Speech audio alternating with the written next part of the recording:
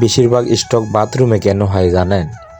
Stroke সাধারণত বাথরুমে বেশি হয়ে থাকে, কারণ বাথরুমে ঢুকে গোসল করার সময় আমরা প্রথমে মাথা এবং চুল ভেজাই, যা একদম উচিত নয়।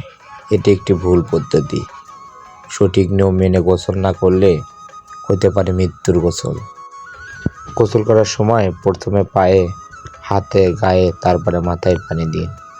নতুন কিছু শিখতে এই পেজটি ফলো দিয়ে রাখুন।